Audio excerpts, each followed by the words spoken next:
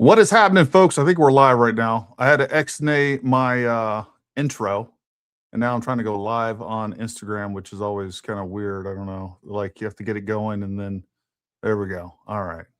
Now we're live on Insta as well, folks. We're back, man. I've missed you guys.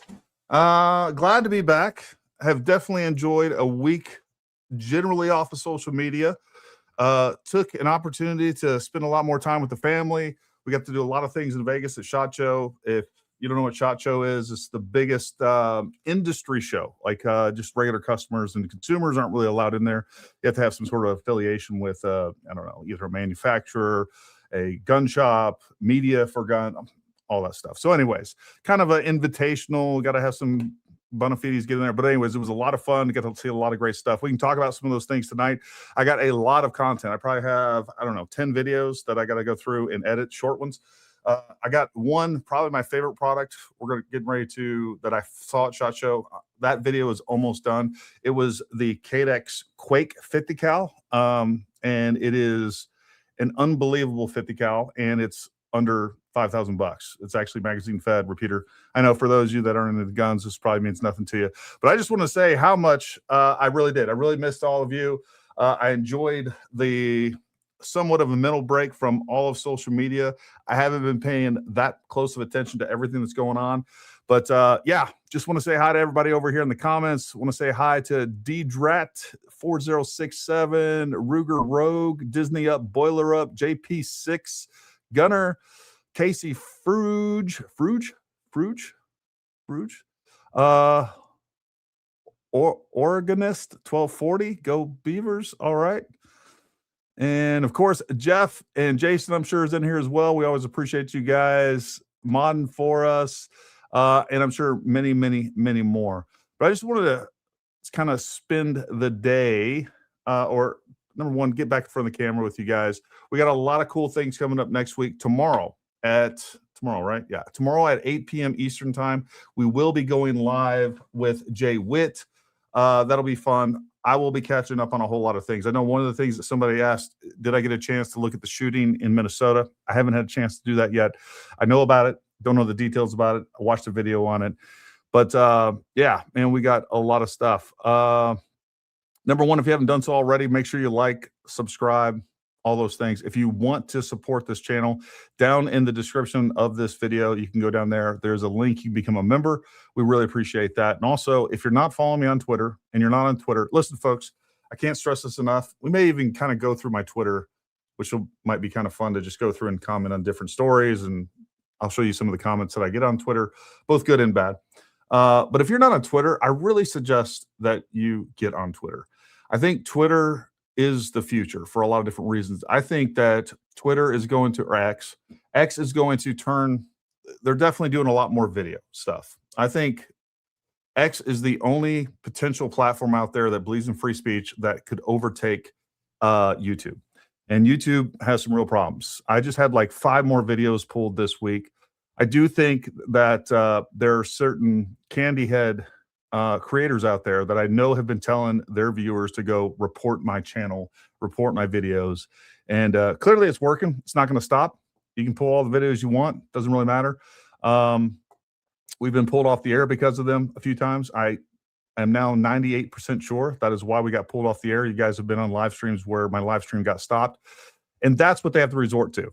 I want you guys to look at the side that resorts to name calling, that resorts to doxing. I've been doxed. Somebody vandalized my mailbox, and that wasn't just a happenstance. Like, it was right after my address was put out, like literally 2 or 3 days after. I actually live in the same town as Tim Pool. So, you know, he's actually had somebody do a drive-by shooting. So there are real concerns. But that is that side of this argument. They're the side that calls you a fed. They're the side that says that, you know, you're a tool of Israel, that I'm paid by TPUSA. That is what they do, as opposed to addressing what we have to say in the arguments. And then they lie.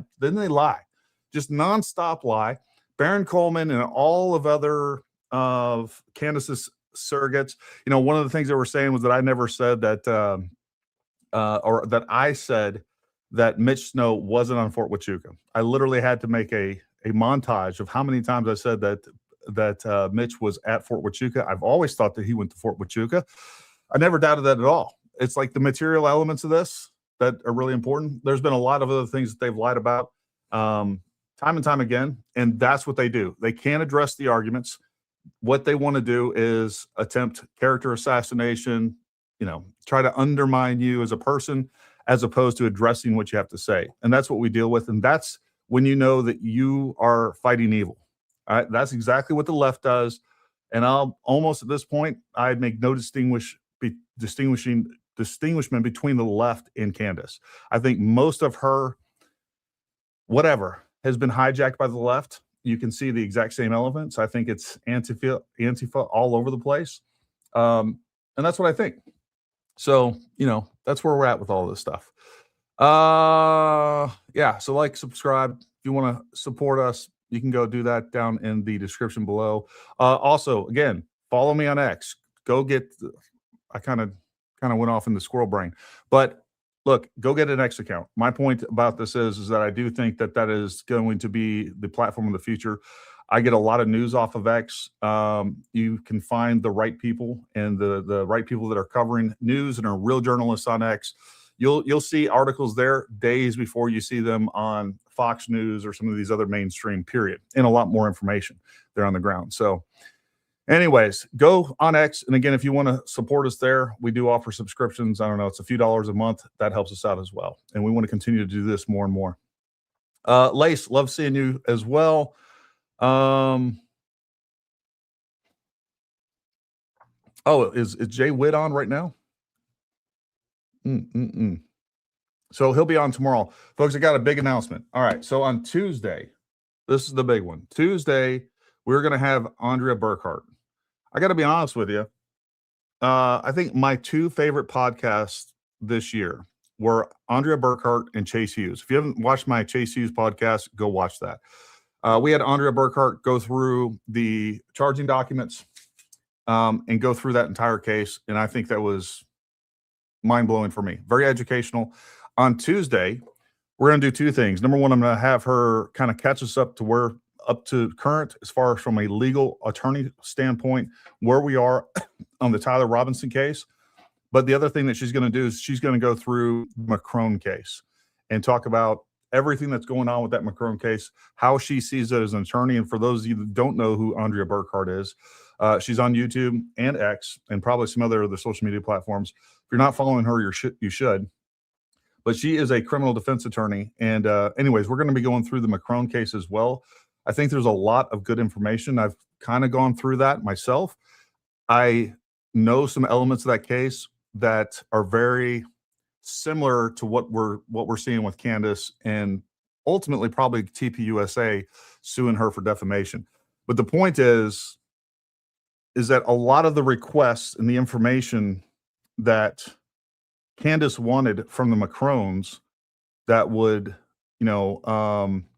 refute some of her allegations, she had that information and she didn't share it because she wanted the issue and not the truth. So we're going to go through all that. I'm really looking forward to having Andrea back on. She's an amazing person, fun to listen to, and she's a very smart lawyer as well.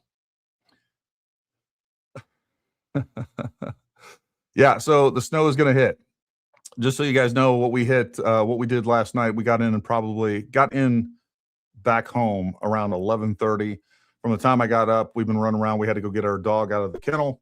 We were boarding him, and then from there on, we were prepping all day long for the snow tonight. So we'll see how that turns out. I got a big, long driveway. I'm sure I'm going to have to get up early and plow that. That's going to be fun. I'm looking forward to that. Do you plan on covering the Tepe double murders in Columbus, Ohio? I don't know. I'll take a look at that. I've heard about them. I don't know that much about them now. I don't know. We'll see. It's your show. You talk about what you want. Do you have a favorite pistol from SHOT Show?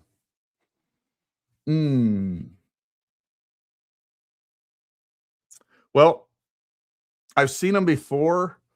I got a broader look at their lineup and was more impressed than ever with Shadow Systems. I'm trying to think if there was any single pistol that really stood out to me. I can't think of a new pistol that stood out, but I did look at Shadow Systems' entire lineup. They are impressive. What I didn't realize is that they're actually cheaper than most of the Glocks. So you basically get a upgraded Glock by quite a bit for less than what a lot of the Glocks. And especially now that the only thing that they're offering is the Gen 6 Glock, which is fine. I did see that. It wasn't as big of a flop as I had heard. I actually like the grip on the new Gen 6 Glocks. Everything about the Gen 6 Glock seems fine. I haven't tested or anything like that. But Shadow Systems offers a very wide array of pistols, from single stack, concealed carry, all the way to competition level pistols.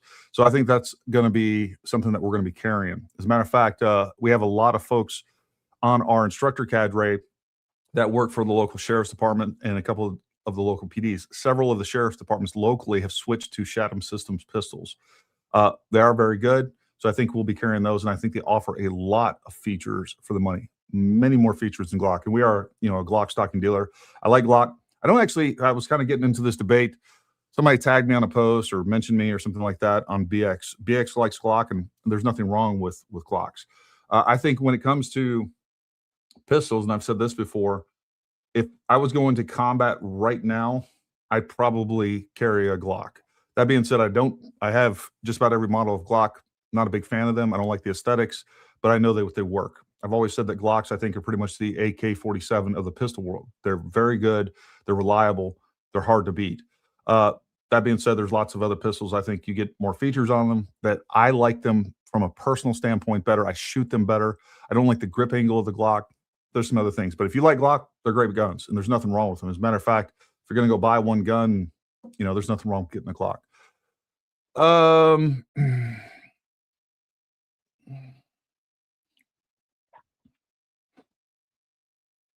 Truth Rising, what's up, Gary? How are you?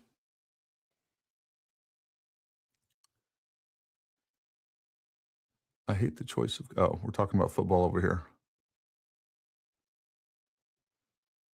Yeah, it was nice having a break from the internet. I'm not gonna lie. I still, while I was sitting there laying in bed or had time off or whatever, just sitting around, I was checking Twitter and YouTube and looking at comments and things like that. But generally speaking, I don't know, engaged in social media 80% less than I normally would be. So that was good.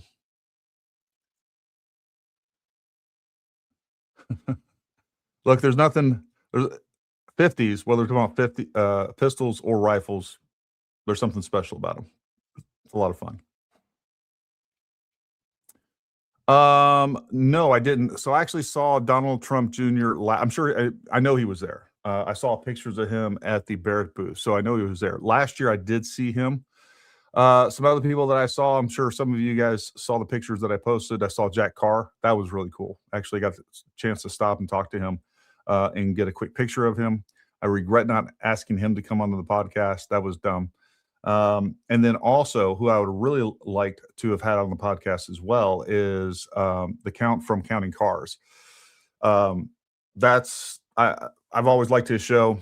I would also like to do a podcast with him and actually get a tour of his shop and his collection of cars. My son, Noah, he is a car fanatic. That kid is the Rain Man, especially of exotics. You pull up any car and any picture of just about any car, from model to year to he's all over it. So that was really cool. But no, I did not see Donald Trump Jr. this year. I just passed by her. I did see Sarah Huckabee. She was there as well.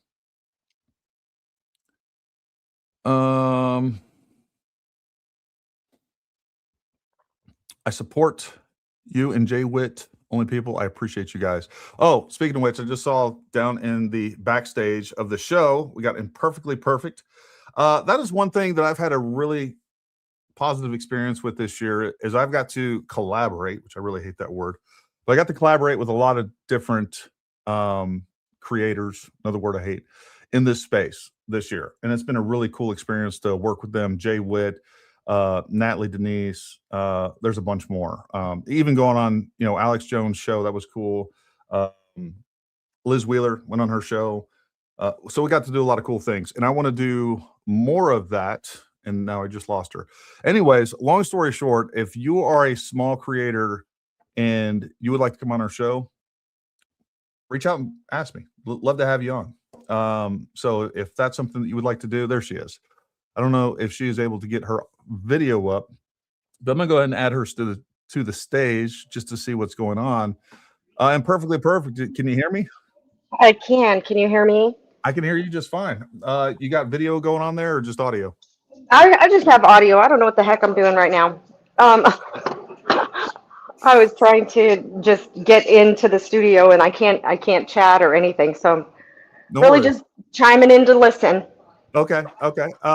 Yeah. So, just like in Perfectly Perfect and other folks out there, if you guys know some small creators, there's some other ones that I want to reach out to. And on top of that, bring some people on to get their point of views, but also boost their channel a little bit. If there's something that I can do to help people grow their channel, we need more sane voices, people with just common sense and some life experience. That's one of the things that I've really been pondering lately is when we think about Candace, I don't know where somebody brought up about, I don't know, maybe she was a journalist or something. I don't know what they said, but I got to think, like, the chick has no life experience whatsoever. She's never had a real job. She's never done anything. She is a pampered rich girl that, I don't know what she falls back on to even come up with the opinions that she does. And it comes across like she doesn't, in my opinion, doesn't really relate to the everyday person. And some of the things that she says, it's very immature, and it feels very high school mean girlish. But that's kind of where we're at. So, in Perfectly Perfect, tell us a little bit about you. Um, I want to just chime in on what you just said about Yeah, Candace go ahead. Owens. Yeah, She has a low intelligent IQ. I agree with that. So it's definitely mean girl all the way. So yeah, I didn't expect to talk, but you know what? We're just people out here seeing what's going on, and it's frustrating. So my husband and I, we opened a business a few years back, and we're just trying to make a go of it and give people a good experience. We have a campground we opened, and we built it from the ground up with our own two hands. So um, we're just hardworking Americans that want to see our country thriving. Yeah, no, I agree with you totally. And that's the thing. My wife and I, we don't really take vacations or anything like that. Usually we either have to go, like, I don't know, usually we got something like, whether it be a weddings or funerals or parents are sick, or that's like, we save our vacation days for that type of thing because we run a business. We work 24/7. We work just about 24/7, 7 days a week, literally 18-hour days. And then on top of that, and that's just with the business stuff, and then I squeeze in time to do the social media stuff, which I think is important. But the point is I think people are out there working hard, and the people with common sense, I think see through a lot of this stuff. So I know in Perfectly Perfect, I think you started to follow me because of the Candace stuff. Like, what are some of your main, I don't know, friction points with Candace? What kind of got your cackles up to really start engaging in that entire conversation? So I will tell you because it started back when she decided that it was important to call out Kamala Harris's, whether Kamala Harris was black or not. Now, listen, I obviously am thankful that Kamala Harris did not become president of the United States. Sure. That would have been very bad. But I felt that was, what is the word I'm trying to say? That was just very high schoolish. Like, that didn't have anything to do with her qualifications on whether or not she was um, going to be a good president. And so when I started to see that, and what's funny, my son, he leans left.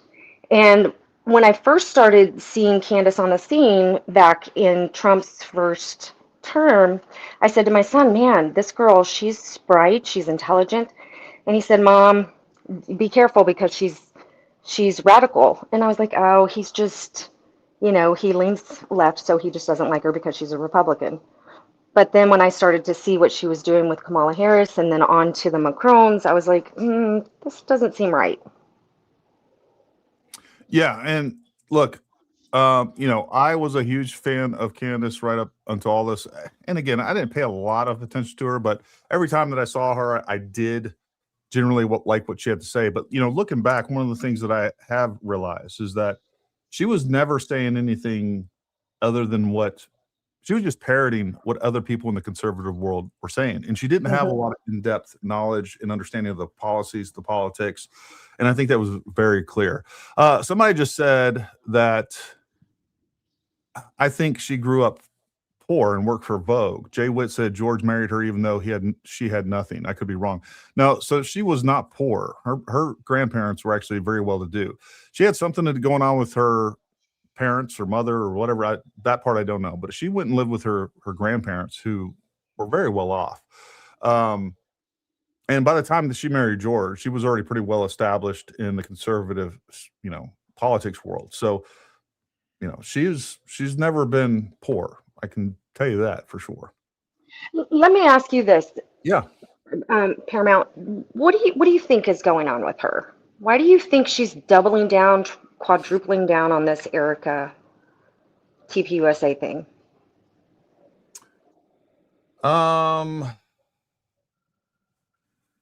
Look, I think there's a lot going on there. I think ultimately she can't back down for the same reason that she couldn't back away from the Mitch Snow. And unfortunately, she has following, or at least some appearance of following. And look, I can't tell whether we're just talking about bots, sock puppets, or just a bunch of low info, low IQ type people that follow her. I think it's a huge mix of both, to be honest with you. But no matter what she says, she's going to get affirmation on that.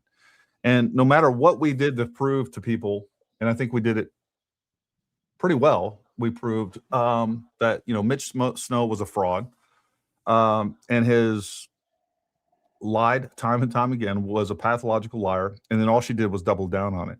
And I think she has just enough loyal followers or just enough comments affirming whatever she does down in the comment section, wherever those may come from, whether those are artificial or real. And I just think she's extremely I think there is very few people you ever meet that will be as narcissistic as she is. And I think that's what she will not accept that she's wrong. She's never come out and admitted anything that she's wrong that I've ever seen. And I see that on the comments all the time. Like, well, she admits when she's wrong. Somebody provide me a clip where she's admitted that she's wrong. I've never seen that happen. And I've seen many times where she was wrong and just kind of glanced over that whole point and kind of changed the narrative based on the fact that she was wrong, but never acknowledged that she got some things wrong. And the Mikey McCoy text messaging and the phone log is just one example of many. So, I think she's extremely narcissistic. I think that's what's going on with her. She cannot admit when she's wrong, period. I definitely agree with that. It's an ego boost. She's driven by ego 100% of the time. Richie Bernard said, I hate giving money to YouTube. Do you mind if I cancel my membership, support you on X instead? What's the best way to put maximum amount of money in your pocket? Well, thank you, Richie. So the other thing that we are implementing is this new, it's like super chats. It doesn't go through YouTube. And instead of 30% going to YouTube or going to anyone, they only take 10%. We're going to continue to implement that. I'll let you know. We should have that. We started the account. We're trying to figure out but it should work the exact same way as super chats. You just follow a link or something along those lines. By the next, maybe even by tomorrow, we'll have that option up. We haven't tried that. But for now, look, if you want to go jump on a subscription on X, I think we have a couple different tiers. I forgot how I have that set up. That helps. So we appreciate that, Richie. Thank you very much. Thank you, Yelena. Andre is like the only YouTube lawyer following this. I'm so happy she is. Excited to see another show with Jay Witt. Yep. Jay Witt's always a lot of fun. We have some pretty good energy. I like that. I like having him on. Good to have you back, brother. Love the thumbnail pic of you and Miss Ginger. I agree. Kenny never spoke on her post of her going to Fort Huachuca. Yeah. So, I don't know what happened there. I don't know what was going on with that, but we saw a post and she alluded to the fact that she was going to Fort Huachuca. I don't know if she went there or she had producers go there and then did get access. Don't know what happened with that, but they showed, a road sign of Fort Huachuca straight ahead, and we never got anything back from that.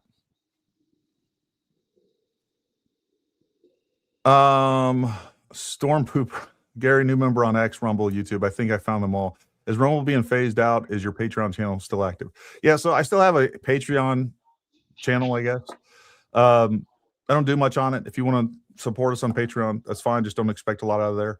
What I will do this week, and I'm going to start trying to do it at least once a week, is we will do some member-only streams. And the last time we did that, we had a lot of fun. I want to figure out a way that I can commit to giving back to our members. And I know a lot of you guys just support us because you want to support us. You don't expect anything back.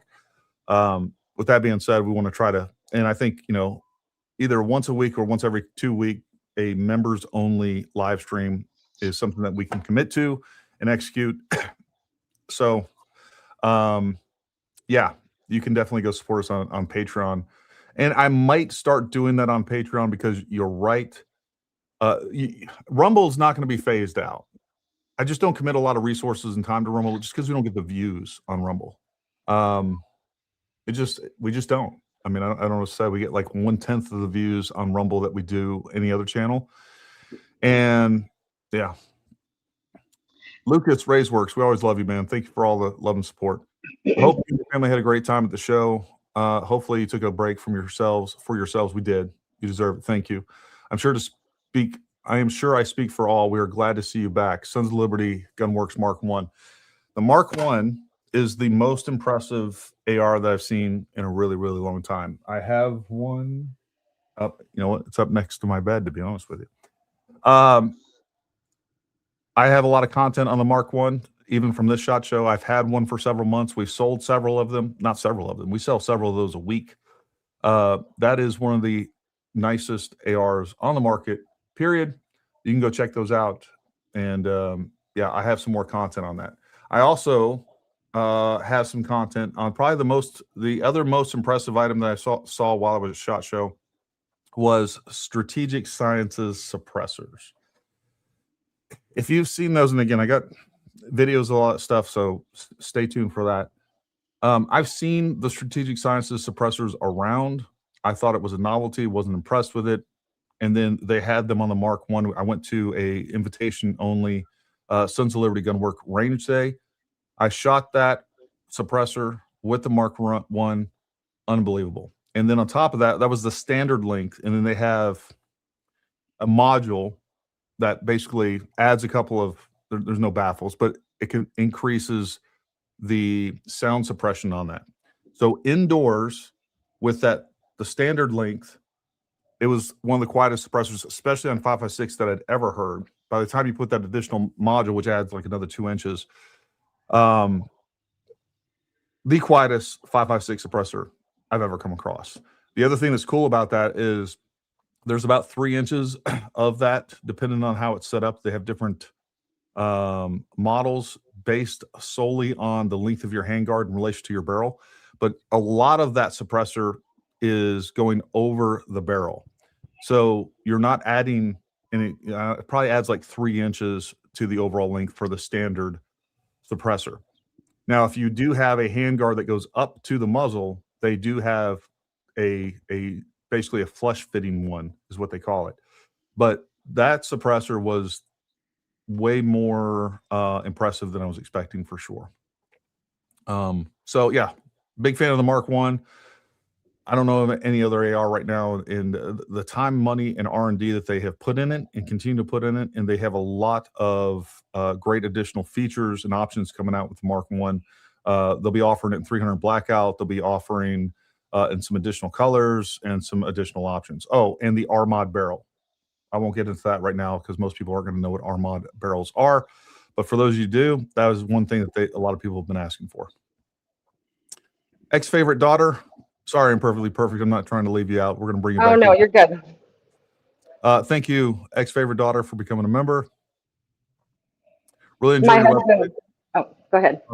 Go ahead. Really enjoy your website, the how-to product review videos. Well, thank you. What were you saying? I was saying my husband was at that show. He actually set up a booth Oh, really? there. You guys had a booth there Yeah. at SHOT? So he set it up for a company that I can't really say the name of the company, Sure.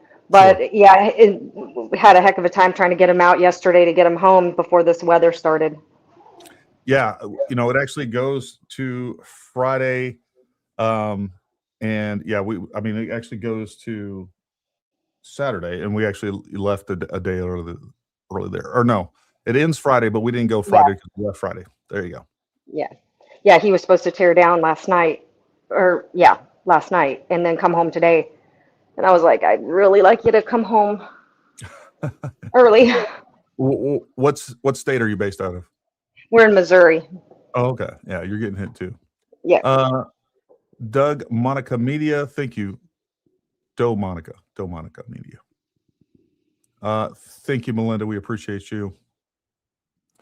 How'd you do in the Gundies? I don't know. I get nominated just about every year.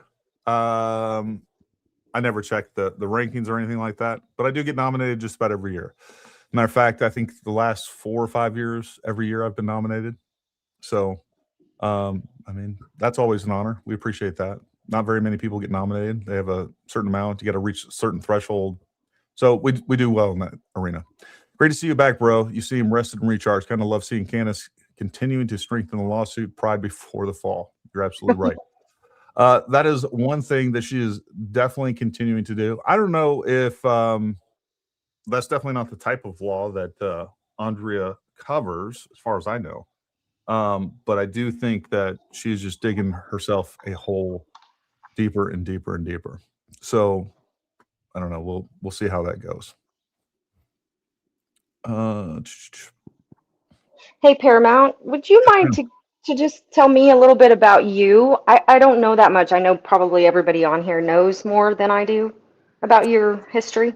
Yeah, sure. So I guess we'll start at the beginning. So as far as my professional career, basically started around the time 9/11 happened. A couple of days later, I was in the recruiting station and ended up with the 101st with the initial push into Iraq. I was in Scout Snipers there at the 101st and was a sniper team leader during that invasion. When I came back from that, I went to selection and went to First Special Forces Group, ended up at First Special Forces Group where I did 3 more combat tours, multiple training tours. When I left the military, I decided to get out in 2011. I did another year with 20th Special Forces Group. But when I was getting out of the military, I took a job with Department of State Diplomatic Security as a special tactics instructor. So I was training teams that were going overseas in tactics and firearms and personal security details. That's one of the primary missions of diplomatic security. So I'm very familiar with close protection. Then around 2014, and most of the guys that I worked with were former military, former special operations. Around 2014, I came up with the idea that I was going to start a training company. And given that I had access to all these great guys, and I think all of us were looking for an outlet to do something other than just government work and be able to go teach what we wanted to teach, kind of develop our own thing. So 2014, we started Paramount Tactical. The following year was our first training year. Now, this is some things I probably never talked about. So my goal with Paramount, or the thought process with Paramount, was that we were going to get all these military contracts and government contracts and things like that. And then in 2015, Obama was in office and there was really no funding. So I was reaching out to all my former special operations guys. We had a great training facility that we could provide training on. And I was reaching out to all these people in SOCOM that I knew, and they're like, Gary, we just got no training budget. So instead of just not giving up, we decided that we were going to start providing training for civilians. And that was one thing that I really wasn't interested in doing. And really at the time was kind of frowned upon in the training world, especially where we were coming from. So, but we started doing that. And I fell in love with training civilians. The thing about civilians is they're really happy to be there. A lot of times when you're training, whether you're training military or law enforcement, they're being paid to be there. They have to be there. Sometimes they have bad attitudes. Sometimes they're a little bit resistant to learning new things and things like that. Civilians are just always great. And the other thing that I didn't realize at the time, what that provided us was a more stable market. We do a really well with civilian training year round, regardless of, whether government budgets and all these things. Well, I was still working for Department of State Diplomatic Security. And in 2019, they were moving that training facility. And I was just doing Paramount kind of on the side. And we were like 90% training revenue. And it wasn't a lot. I mean, it was a few $100,000 a year. I mean, it wasn't like, not like we were doing gangbusters. It was more of a hobby that paid for us. And by the way, I say, a couple 100,000. I mean, the reality is there's a lot of money that goes into that. I took no money ever during that time. It was just a matter of floating the company and paying for the bills. Mm-hmm. So long story short, in 2019, that training facility that I worked at for Department of State, they had built a training facility in Fort Pickett, and I wasn't moving down there. So I started doing some other work where I was doing security work for embassies and consulates and things like that. And then COVID hit. And then I had a lot of clients, and nobody was doing anything. And I had a lot of clients telling me to start doing some YouTube videos. And I was very resistant to doing anything with YouTube. I didn't like the gun tuber world. I wasn't impressed by all that, and it felt kind of gross. But because we were kind of in a lull for training, and we're in West Virginia, so things weren't shut down long. But I ended up putting together some training content and putting it on YouTube. And I thought, a couple hundred people would see it, but it was more than that. And I kind of realized what we were missing out on YouTube. So I decided around COVID to take it seriously, start putting out content, and the channel grew. And while we carried certain products, we were still like 90% training, 10% retail. But the reality is that there's a lot of people out there that can't come, that started following us, that couldn't come train with us. And then there's a lot of folks out there that just like guns and stuff. They just don't do a lot of training, and they're collectors, and that's fine too. So long story short, because of our YouTube channel, we started increasing training, and we started increasing dramatically on the retail side of things. So 2023, I had really gotten tired of traveling. I was traveling like 50% of the time.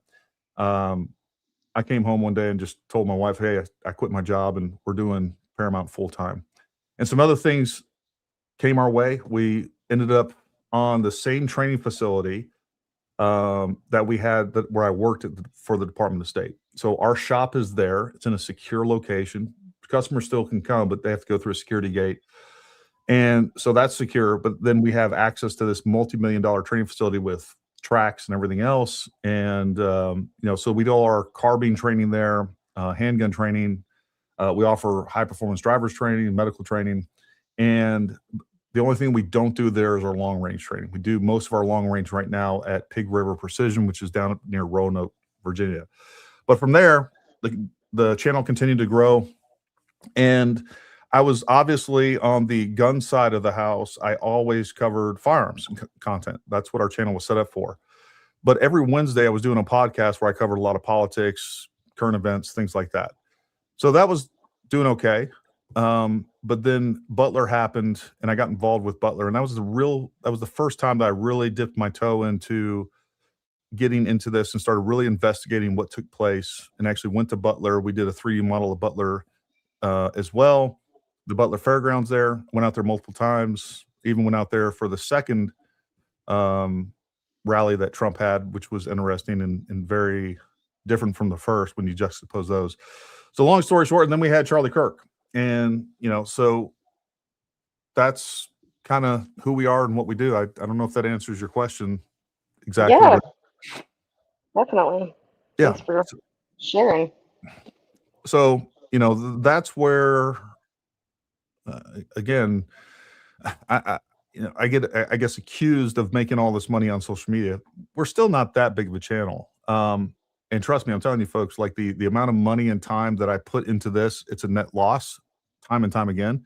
I do this because I want to, and because I feel convicted to do this. And the same thing came about. The last thing I wanted to do is get into this, conflict with Candace or anybody else, but I just, I think it was important to start speaking out against this. I don't know. I got tired of people being quiet about it. I do think what she's doing is evil, destructive to our country, and I think it's important to stand up to that, period. And I don't care, most of us are political. Most of us, I would assume, are conservative on this channel. And if you're not, stand up for your convictions. If you're a leftist, you're a communist, you're a socialist, you're a Democrat, and you feel like what the Republicans are doing are evil, man, speak out against it. But that's what most of us do on the politics side. And I felt just as convicted about what Candace was doing. And I also saw the larger impacts of what she was doing. And I thought it was really important to shed some light on that overall. I think, you know what, that was, I think, exactly what happened with a bunch of us small creators, to be honest with you. And I just felt like, I'll be honest, I felt like God brought a bunch of us small creators together to start speaking out against it, because nobody was talking about it. And then, we had Ben Shapiro get called out by Megyn Kelly, and all of us small creators, we were like, yes, she is pointing the finger at Erica. And so we just kept making videos. And then, to be honest, when we saw larger creators like you and other people starting to speak out, it felt like we could kind of back off a little bit, if that makes sense. Yeah, no, I think that's exactly right. I think we've seen a huge change, right? A huge turning point, pun intended, where people are speaking out against Candace. And I think not just me, but many other people. And I don't want to undervalue the impacts of all the people on Twitter and other places calling her out that are just individuals. Forget about small creators, but small creators to individuals. Look, that is the power that Candace has, is that she has all these people, whether they're real or not. And I think so much of it is artificial, but she has all these smaller accounts pushing, sharing, and arguing and defending her. And that has been the strength of Candace and why she's gotten to where she has. I also want to point out, I think that many of us didn't speak up out against her at the beginning. Quite frankly, I wasn't paying attention to Candace until like mid-November. And it wasn't by the end of November is when I started pushing content, but I just didn't really know what she was saying or what she was doing, wasn't aware of what she was saying at all. But then once it was brought to my attention, I really started paying attention. I was like, man, this is crazy. And by the way, I don't think this is just Candace. I think there's some larger forces behind her that are funding this, that are pushing this. And I saw it for the propaganda and the psychological operation that it was. And I still think that is very true.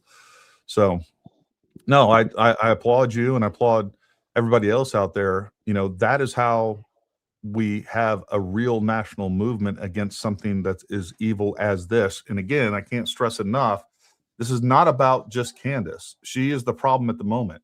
We're going to get somebody else in the future, and we're going to see, this is probably, to me, I guess, the biggest and most obvious psyop that we've ever seen.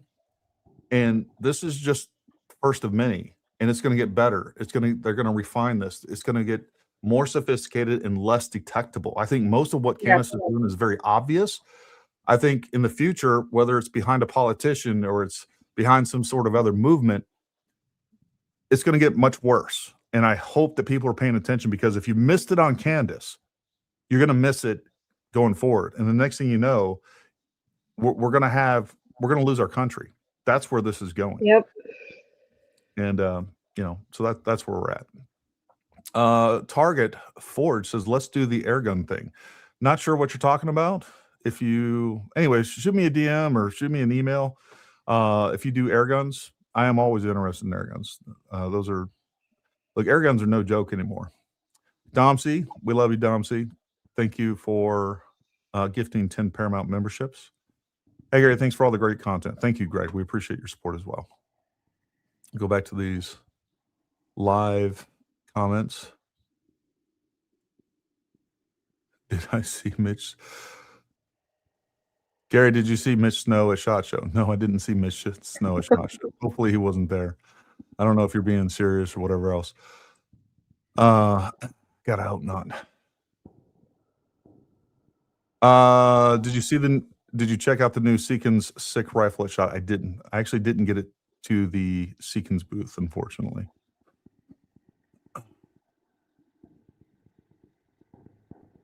Jeff Johnson, on the side note, the cold weather got me to get like 400 rounds loaded for matches next month, so I'm ahead of the curve. There you go. It's her beard millionaire gay husband funding her. She doesn't need funding. Yeah, look, the thing about Candace and what she's doing is such a great tool for so many different entities. And again, political entities. So I think there are people that she doesn't even realize are funding and boosting her message, funding these bot farms. You don't have to say bot farms. Funding, look, I look, people get paid all the time to sit behind computers and basically be a living bot. And that's kind of what these sock puppets are. And so I think there's just thousands and thousands of people out there, and you can go to my comments, you can check them out. You'll see them there. And it's very obvious who they are. They got like 39 followers. All they do is repost her and her surrogates. You go check out their account. That's what's going on. And that's kind of what has replaced bots, because Elon Musk went and made sure that you can see where these accounts originate. Now you barely, before, when that first went down, almost every account you went to was a foreign account. Those are gone. And now what we have is they've kind of switched their tactics, and we have these real people that are managing like 50 accounts each and are posting on them every single day. And that's what they get paid to do. And they get paid to, instigate, antagonize, any of the people that have an opposing voice against Candace and other political, political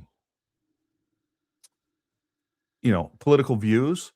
And then on top of that, they're boosting her by, sharing all of her content, sharing her surrogates content, and, boosting her voice. I mean, it's obvious if you look at it. I mean, there's nothing crazy about it whatsoever.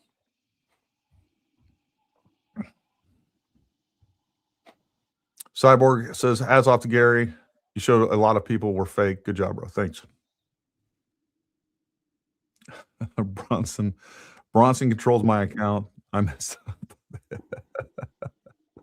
I do owe Bronson an apology. I told him that sometime this week while I was at SHOT that I would do some content on French toast, and I completely forgot. So anyway, some French toast with peanut butter video. That's coming very soon to honor my commitment to Rage Bronson. And perfectly perfect. So tell us a little bit about you. Why'd you get into the creator space? Do you have a YouTube channel as well? Like, what do you got going on? Media. Okay. Now that I didn't know I was going to be up talking. And so at first I was like, whoa, what's happening? Now that I'm a little more calm. When I sent that out to invite people on the show, what do you think I meant? I thought, I don't know. But I'm cool. I'm okay now. Fair enough. So, well, I really just got into the online stuff just back in 2020 when COVID hit and we were all stuck in our house, and it was just kind of fun or whatever. But I think my content has switched more over to the politics side of things since the Candace Owens stuff has come out. But a little bit about me and my husband. I'll just start at the beginning like you did. We came from the corporate world, and we don't like the corporate world. So we took everything we had, we put it into this place. We built a campground, and then we're working on a YouTube channel for our campground. So we opened our campground, and we have cabins, tents, RV sites. We have almost 170 acres with a hiking trail. It's beautiful. But we put every penny that we had into it. We didn't just take the bank money. Mm-hmm. We actually went out and dug trenches and all the things. And my husband's an amazing builder, carpenter, so that's great. So we built it, and then last year we built a store. This year we're doing some more stuff. But we want to really work on our YouTube channel because in the RV camping world type of thing, we feel like getting back out into nature is like healing. Yeah. And yeah, so since when we originally bought the property, it wasn't necessarily to open a campground. That was not on my bucket list. It was my husband's. But now I grown to love it. And I just think that, we both love people. We've been in the people business from our previous careers. And so that's kind of where we are. Interesting. Something I was going to ask you about that. So you're out of Missouri. Yeah. You said Missouri. Yeah. Okay. How big is your campground? So right now we have 2 cabins, an RV, 12 RV sites, 5 tent sites. This year we're putting in another cabin and then also adding like a bigger bathhouse so that we can host more tent campers because we get a lot of tent campers. Oh, nice. Yeah. Nice. So what made you want to get into that? You just want to do more outside, or like? So I mean, I'll be very honest. So it wasn't me. It was my husband. He's more outdoorsy, and he said to me one day. Let me just tell you the story. He said to me one day. He said, "Let's go for a drive and let's see if we can find a campground for, our family because we have a pretty big family and we can all go camping." That is where my brain was. I had a house that I was happy with. We had just remodeled it. I was quite happy. And so we go for a drive, and all of a sudden I'm like, we're looking at houses, and I'm like, what's happening here? Because we already have a house. We don't need a house. And we pull up to this place that we're at now, and I was like, oh, no, you're kidding. And so we actually wound up courting the little lady that owned it for like, I don't know, 3-4 months. During the winter time. We were coming out here like every weekend because she had cash offers on it, but she was very particular about who was going to buy it. And the thing is when we decided we were going to go ahead and buy it, she just made us promise that we wouldn't kill Sasquatch. And I said, that's fine, because if I see Sasquatch, I'm running the other way. That was the selling point for her. And then we started out with just a bunch of animals. We had a hobby farm, horses, cows, all that kind of stuff. And during the icy winters, it was just taking too much of a toll on us. We said we need a switch.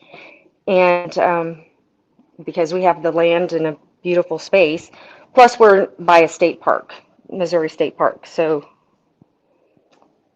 we switched and built the park. Awesome. Now, how many kids do you have, if you don't mind me asking? Or if So we have 6 kids. Anything that you don't want to share, feel free to not share. Oh yeah, no, we have 6 kids. They're Awesome. all grown, and now we have 7 grandchildren. Oh, wow. Yeah, big family. Well, yeah, I would actually like your take on this as well, because I posted, favorite daughter says, I'm starting to think Candace is leaning into Scientology. So I posted on X, I don't know, probably it was before I left for a shot, that I genuinely believe that I think that Candace is a Scientologist. And look, I had done a lot of studying of Scientology, I don't know, 4 or 5 years ago. I just thought it was a crazy cult. I couldn't believe how prolific it actually had become, especially once you start diving into what they actually believe.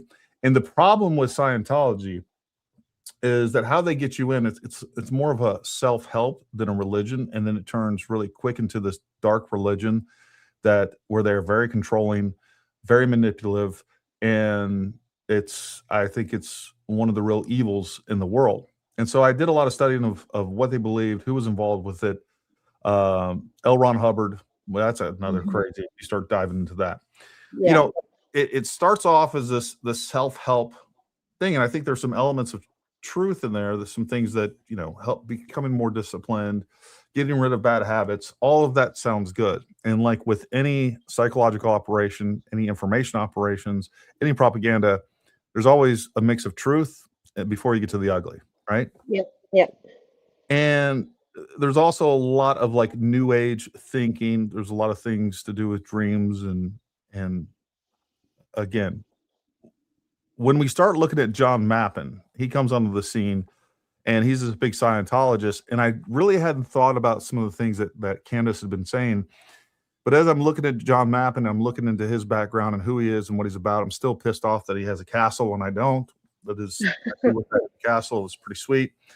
But and how much he's helping Candace, and how much apparently he was the one that introduced Candace and John Farmer, by the way, George Farmer. So he has some influence on her and them. And then I started thinking about all the crazy things that she says, the very non-Christian things that she says about different lives, and really getting into this new age. It's all Scientology speak. And I kind of felt like I had this epiphany. It's like, oh my God, she's not a Catholic. She's a Scientologist. And this is all speculation, obviously. I'm just going off of what she's saying. But what I can tell you is that she doesn't talk like a Christian. She doesn't talk like a Catholic. No. It is, most of what she says is antithetical to anything that we as Christians believe, by the way. You know, the dead coming back to and talking to her, that's necromancy. Like there's exactly. Bible verses that talk that the dead doesn't come and talk to you. That's not who you think it is. Yeah. So, you know, I kind of like your thought on that. You know, have you put any thought into whether or not you think she's a Scientologist or anything along those lines? You know what? I haven't put thought into her being a Scientologist, but I have, and I'm very careful to say this because we don't know somebody's heart, right? Sure. Only God can judge the heart. But I don't, the closest I've ever come to saying that somebody is not a Christian based on the fruit of the Spirit that they're not exhibiting is Candace Owens. So when she is talking about the dreams, I mean, it's very clear Scripture talks about that, and that is not of God. Talking to the dead is not of God. And when she says that you have to go to the priest to know what's in the Bible, yeah, no, that's not, you can't sit back and say Christ is king and not know that you can go directly to the king, right? So if you don't have a foundation, I mean, a solid foundation, even people with great solid foundations in Christianity can still be swayed. And yeah. She just recently became a Catholic, and she became a Catholic in ritual. And so when you're only doing it for the ritualistic aspect of it, you're going to be swayed, and anything goes. So what you're saying absolutely makes sense. Yeah, no, so, yeah. I mean, regardless, what I think it is fair for us to say, and I agree, we always have to be careful about what's in somebody's heart, but I think it is fair to point out that, like, hey, what you're saying and what you're doing isn't biblical, and I think that's very clear. And I'm very, like, I'm done with this Christ is King trope that's being put around. That is a I don't know, some sort of code phrase for being anti-Semitic, pushing that whole agenda. And folks, I've said this 1,000 times. Like, I have been so agnostic when it comes to, like, Israel. This whole experience, I just want to support Israel 100% now. Like, that's how I feel.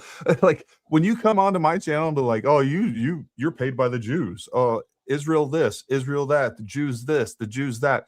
When I see the type of people pushing this nonsense, like, I want to be whatever the opposite of you is.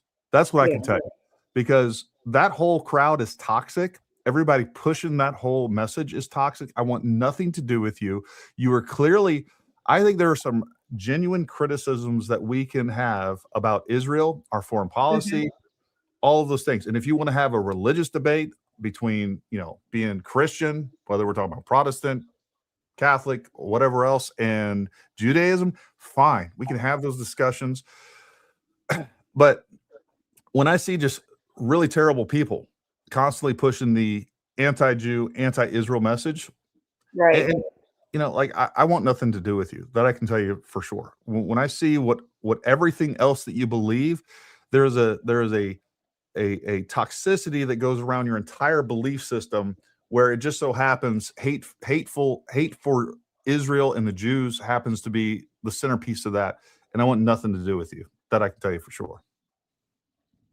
What baffles me is Christians that are spreading this rhetoric about Israel.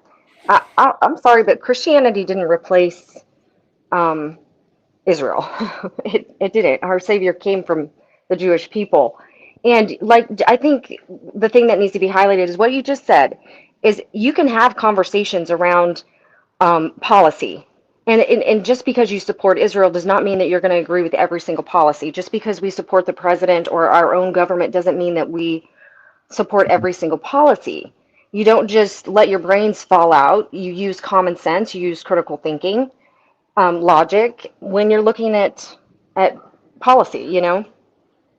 Yeah, I mean, I think you could say, hey, you know what? It really makes sense to have Israel as a strategic partner in the Middle East. At the same time, you can also criticize what the Bibi Netanyahu government is doing if you decide to do that, or whatever Right. the government is doing, their military operations. I think there's a lot of things that we could criticize in there.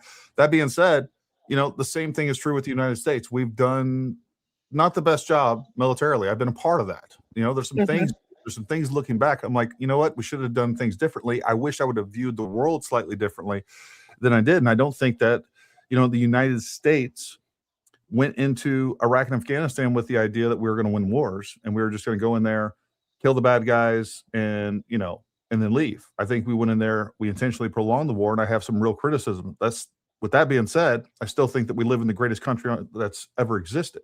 And I think, generally speaking, we are a good nation full of good people that, by the way, we do more good for the world than any other country that has ever existed. 98% of all the countries out there, that if they had the power and the might that we had, they would be using it for evil. We generally use it for good. Yeah, we meddle, we do these things. Some people are in charge that we disagree with, that have foreign policy, have political policy, that have social policies that we disagree with. But generally speaking, we've done more good for the world than any other nation on the planet, when we could have went around and completely dominated and created this, you know, U.S. empire. That's what every other country that has ever existed has done.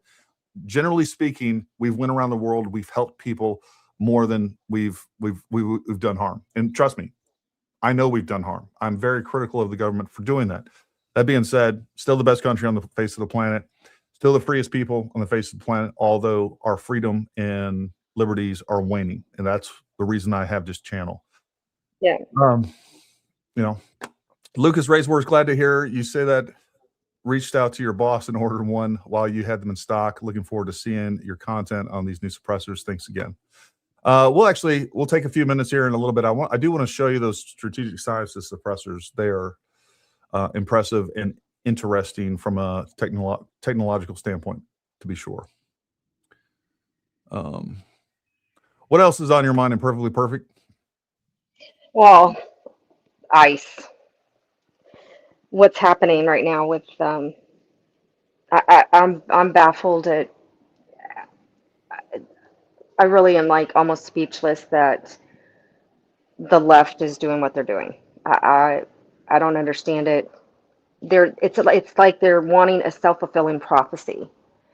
They came on the Trump was going to win the election. They came on and they said, "Oh, he's a threat. He's a threat." Then they started living like they were already in a threat, and now they're doing things to actually cause a threat, and it's really baffling me. Yeah, well, I mean, look, I think what we got going on in Minneapolis. Look, by the way, and I posted this earlier. Like the time for the Insurrection Act is come and gone. Like they have zero competent leaders in Minneapolis or Minnesota. Yeah. As a whole, like we have to get some law and order going on there. So you know that needs to be done like yesterday, and I think that we need to get some National Guard units in there, and get some stability going on, because it's just going to continue to get worse. There was another shooting today. I don't know. I kind of saw a video on it. Didn't get a chance to research that completely, so I want to speak out of turn. But I do think that it's just going to get worse. It's going to get worse if we don't get some competent leaders in there and get that place under control and start having some law and order in that place. The left is just going to continue to take over. Well, let me ask you, why do you think Trump has not done that? What's going on there? It's a good question. I don't. Matter of fact, that'd be a criticism of mine against Trump. Yeah. I think he should have done that weeks ago, to be honest with you. I don't know. Look, the problem is that no matter, even if he does go with the Insurgent Act and actually comes in there, there's going to be an escalation before things get better. And it is an opportunity for the left to make Donald Trump look bad. Right now, he's not he doesn't have his fingerprints on that completely. If he goes with the Insurgents Act, he's definitely going to be more involved, and there's an opportunity to hold him. I'm sorry, the Insurrection Act. If he goes with the Insurrection Act, there's going to be an opportunity for him to be held accountable for things that are outside of his control. And I think we are going to see an increase in protests. I think that they are intentionally trying to incite violence. And I mean, the leaders, the politicians in Minnesota, so that they have these optics that, ICE is killing people. They love it. I mean, and you see these leftists, they're bringing their kids to these protests. They're trying to create a situation with the attempt to make Trump and the right look bad, period. Well, and they do that because they know they've studied the psychology of the human mind. I mean, they know they're experts at manipulation. I guess you could say psychological operations. They're masters at it.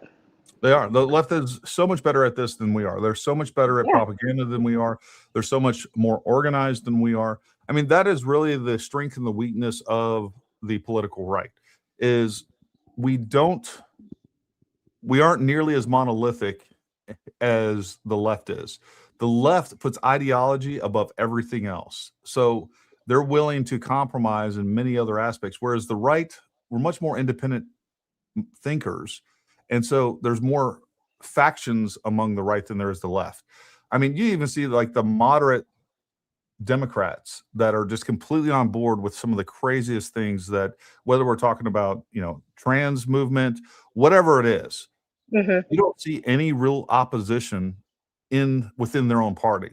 On the right, we're always fighting amongst ourselves because, we're in that sense, we're a little bit more principled.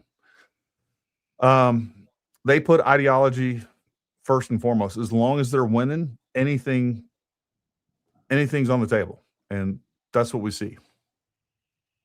Yeah,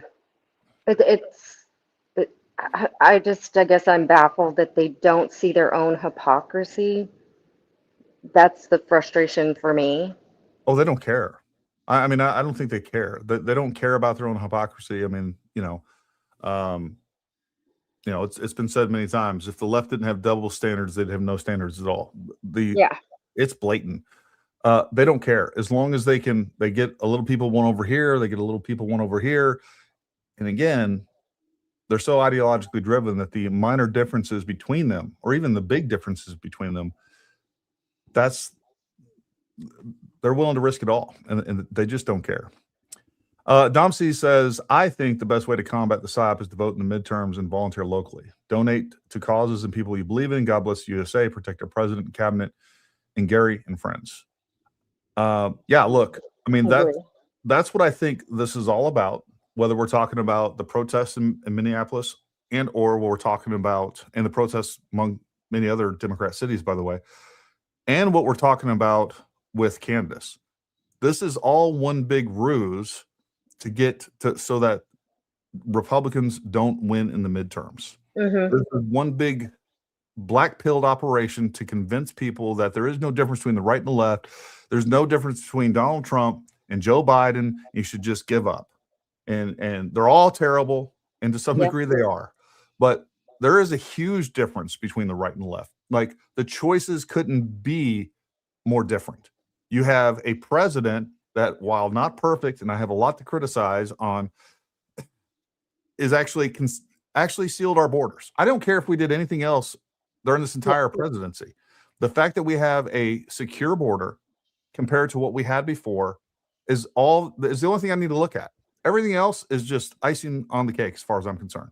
So, I mean, that's where I'm at. And by the way, this president actually has gotten a lot accomplished in the 1 year. We're not even at a full year yet, folks. So I guess we are. Yeah. So in 1 year, he's actually accomplished quite a bit. We still got 3 more years. And I think we're going to continue to see wins. We've seen not only is our border secure, but we've actually seen interest rates fall dramatically. Inflation has fallen dramatically. Like, we're making some real progress here. There was a lot of damage done during the Biden administration. What's Yeah. your thoughts on that?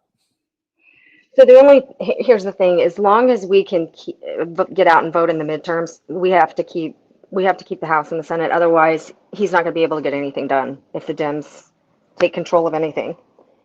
I mean, they're already, Yeah, no, I agree. I'm not 100% convinced that there was some big grand conspiracy to kill Charlie Kirk, although I haven't written that off by the left, by the way. Look, if there was a conspiracy to kill Charlie Kirk, it was by the left. They know that he was responsible for, number one, he had TPUSA, the most powerful political force on the face of the planet. He was personally responsible for getting Donald Trump elected the second time. He was a major political force. Regardless, once he was killed, they immediately were threatened by the fact that we had all of Republicans, the conservative right, coalescing around that fact.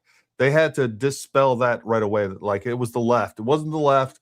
Tyler Robinson wasn't there. It wasn't, the lover of some trans furry weirdo. right. It wasn't that. It was Donald Trump. It was Israel. It was this. It was that. They had to deflect and get your mind off of that so they could fracture the right. And they've done a pretty good job. Now, I'm not convinced. I think our perception of that is probably, it's bigger than it actually is. Most of these people that are claiming to be conservatives, that claim to be former MAGA, I don't think ever were. I think a lot of these people were always, number one, I think there's a lot of elements to the left in here. And I see them in, by the way, I see people in my comments. When people are talking trash in the comments, they're like, this, and this. And it goes from TPUS is bad to Trump is bad. And then I go start looking at their profile and I go back through and look, these are people that hated Trump to begin with, that hated Charlie Kirk to begin with, that hated TPUSA to begin with, that, hated Israel to begin with, which is something that was traditionally mostly on the left. I think some of that is definitely spread to the right. I don't disagree with that. Yeah. But yeah, go ahead. Here's what I'm going to say. This is my opinion about what happened with Charlie Kirk, and I just want to put it out there. I don't know if it's going to make me feel better to say it, but here's the thing. I believe you have some socially awkward young people that don't really know their identities. They're in the Discord chats, they're sitting around, they've got a lot of time on their hands, they're sitting around joking about how much they hate the right, how much they hate Trump, how much whatever. And they're young enough to be in that college scene. So they're hearing all this negative rhetoric. I think, this is my opinion again, Tyler Robinson makes a statement, well, I'm just going to take him out. He's going to be at TPUSA. I think there was people in his friends group that knew this. However, I don't know that everybody believed it. I think that Lance knew. And I think that's the extent. I do not think this was a huge conspiracy. Where I do find some fault and I'm very frustrated with, well, obviously Tyler Robinson for the assassination, is the security team. I felt when I watched the Sean Ryan interview with Brian Harpole, I felt he pushed a lot of blame off on X, Y, and Z, and I think there could have been some checking and double checking. My husband's in the event world. I've been in the done events, and you double, triple check certain things. And I don't think it was malicious. I don't think it was intended. I think it was just that Charlie had event after event after event, and nothing happened, and they became somewhat complacent. That's my thoughts. Yeah, I mean, I'm sure there was some complacency there. That is true. That being said, a close protection security detail is not going to be able to mitigate and provide protection against a long-range shooter. They're just not. Because we talk about that one rooftop, but that's not the only opportunity in that facility where they could have had other shooters. Just like if you see, like, for instance, we'll just keep it to that. Again, I went to TPUSA. There were dozens and dozens of closed off rooms with windows facing that direction. So what is a close protection? Like, if we were talking about the president and we're talking about the Secret Service with millions and millions of dollars of assets on the ground, I would agree with that.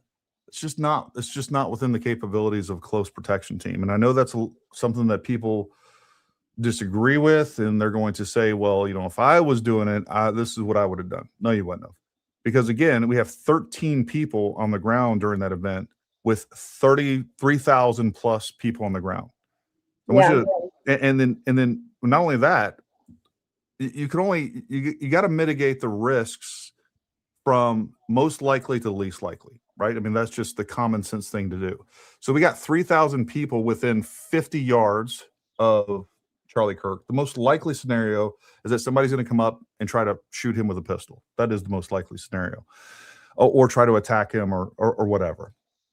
So you have these 13 guys there on the ground. Now if TPUSA wanted additional coverage, like if you're going to defend against a sniper, and I hate to use that term because I don't think it's worthy of that, but if you're going to defend against that, like you need an entire another 13, 20 people on the ground that are actually monitoring rooftops. Like that's all they do. And then they go clear those structures, because regardless, if they went and cleared the roofs before the event, you have to maintain that coverage. That's what you have to do. Right. And the other part of this is that is the physical security responsibility of UVU, period. Like that is their roof. And if they need to deny access to it, they should have had somebody up there to do it. And I agree with you that in retrospect, we can sit there and say, hey, and by the way, it wasn't even Brian Harpole talking to the chief of police. It was Dan Flood. Right. Dan Flood. Yeah. So when you're having these conversations with people, the local PD, or in this case, the campus PD, and we're like, hey, we're concerned about the rooftops. And they say, hey, we got it covered. You're not going to text them 50 times and say, oh, are you sure you have it covered? Or are you sure? In retrospect, when we're all looking at this in hindsight's 2020 and we get to Monday morning quarterback all these things, yeah, I understand the criticism. It's just not what,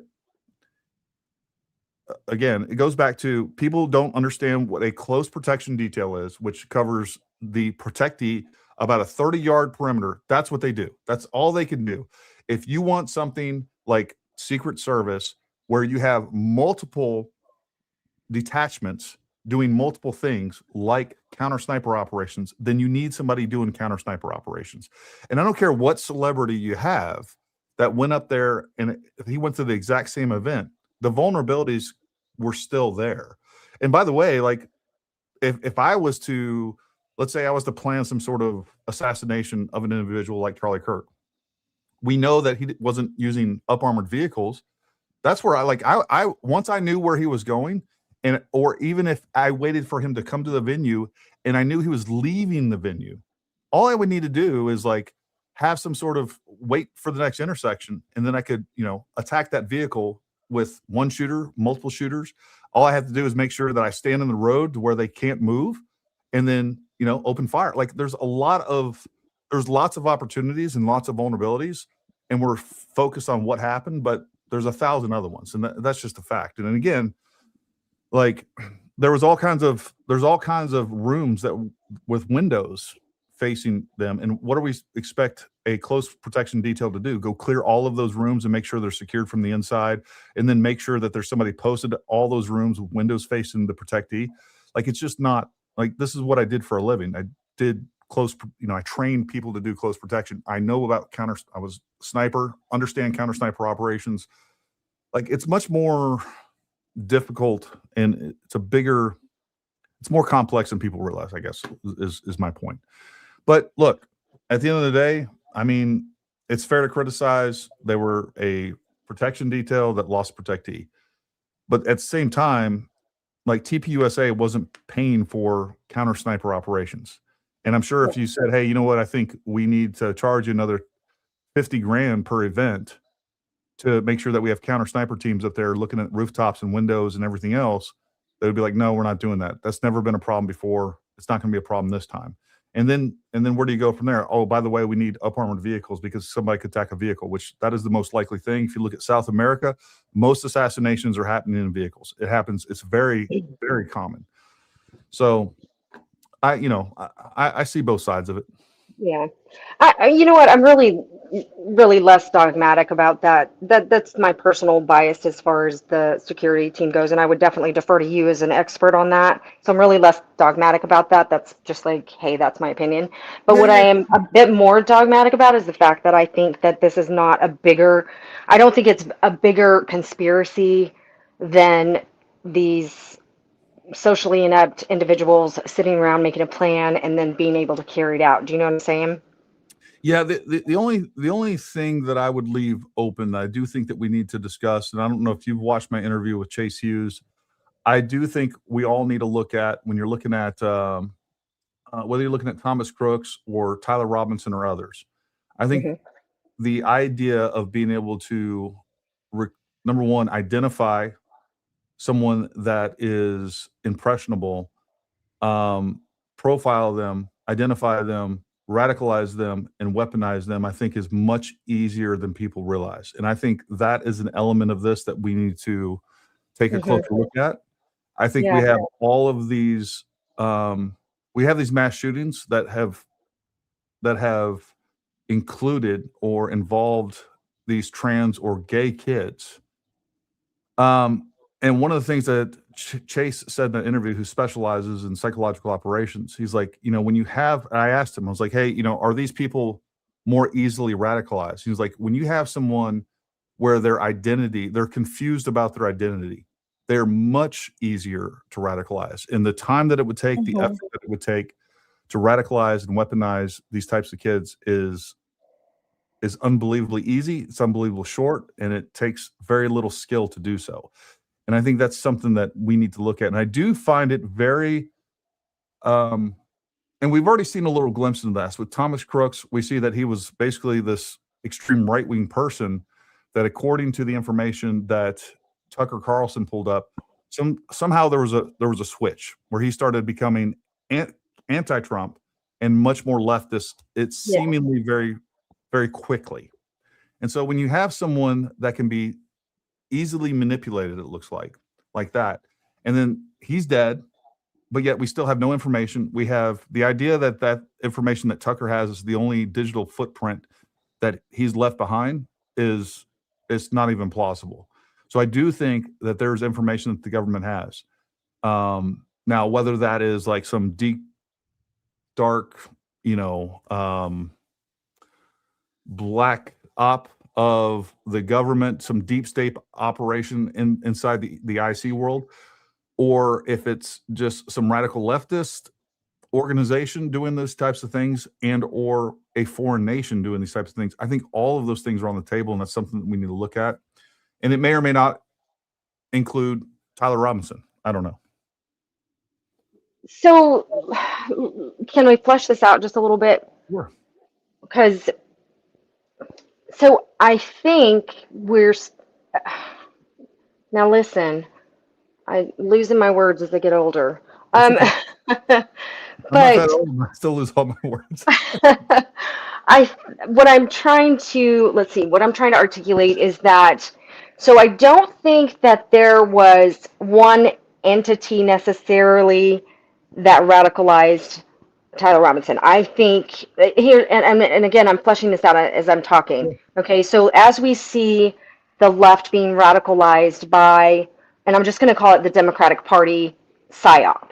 Sure. Okay, so it is thousands of individuals included in the psyop, whether or not they know it, right?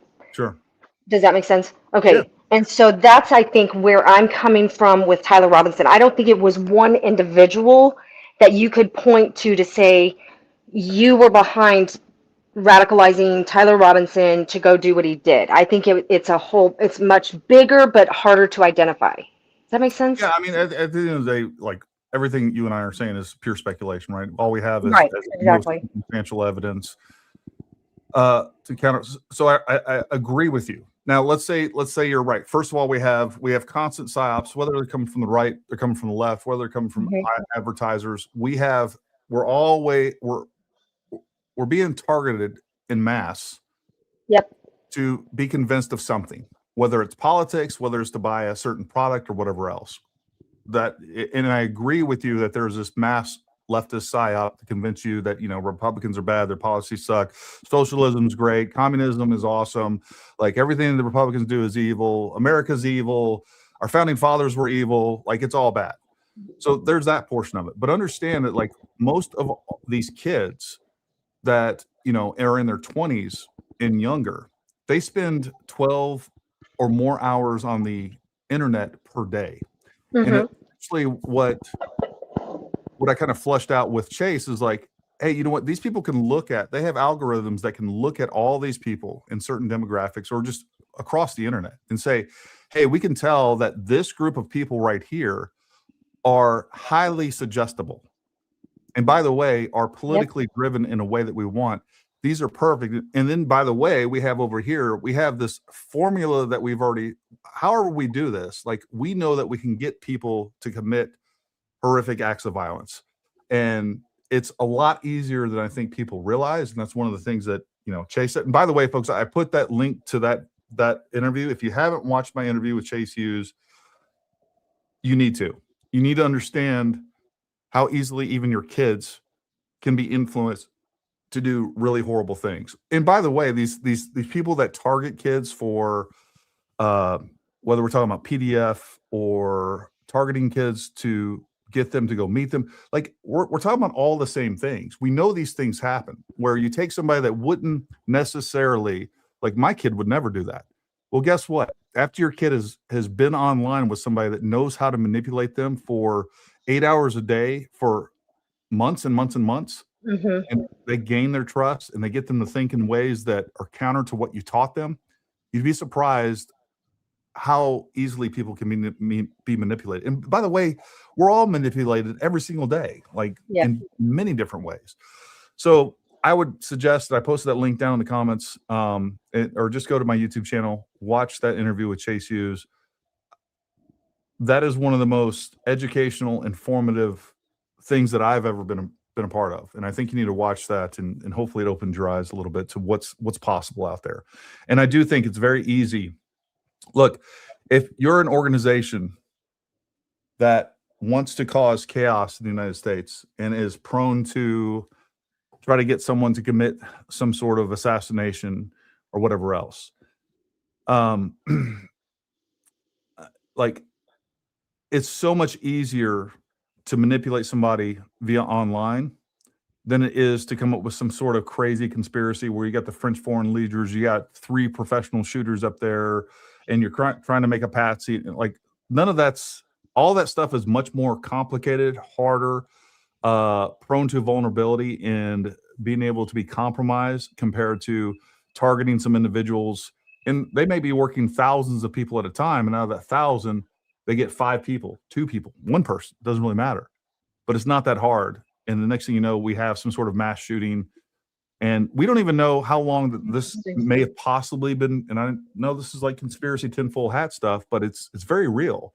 And this could have been going on for a really long time. And some of these other shootings that we've seen are just dry runs and seeing what works and what doesn't, and what kind of success rate they can actually have. So anyways, I digress. Go watch that video. I think you guys will find it informative, regardless of what point of view you have on the whole thing. We had a few more super chats while we were talking. Let me get to those. All right. The Dems set you up by getting in front of things, calling Donald J. Trump racist for Nazi for several years to create an optics problem for him if he cracks down.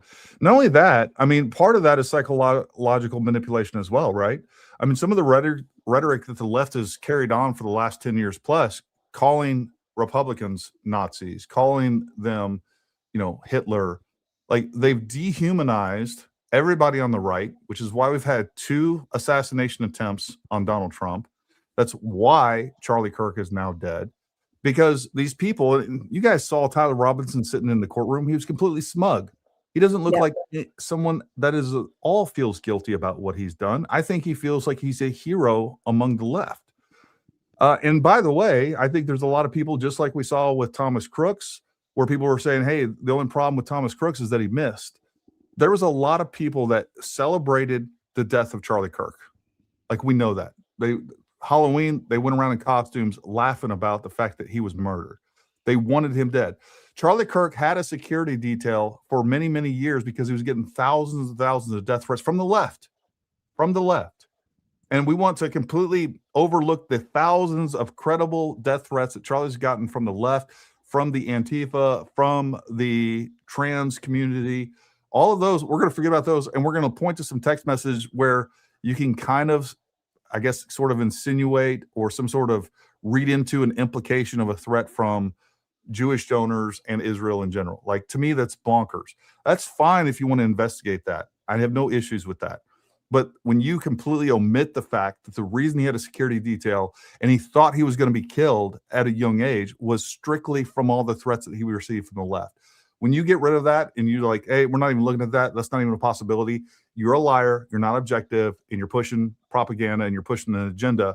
You're not about truth seeking. And that's what Candace Owens has done throughout this, as well as all her surrogates. Yeah. So you might know the name of this. Is my husband and I were talking about this, and we said, wait a minute, when we were young, not that we're old, but when we were younger, we remember that the media couldn't just spew any propaganda they wanted to spew. Sure. And there was a law that was reversed, or a statute or something that was reversed under Obama that changed that. And so now we see much more of this propaganda coming from the media, and we were kind of like, was it just us, or is this a new thing, or what's going on?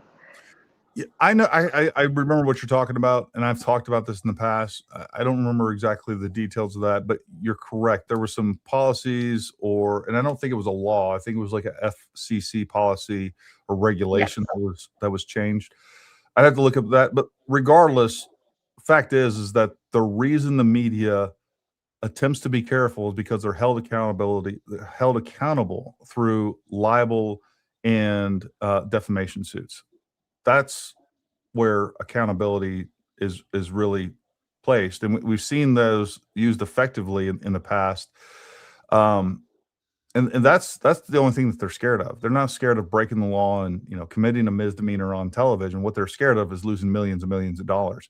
And that's the problem with Candace, is she's never been held accountable. I think the Macron case is going to be a wake-up call for her. I hope it is.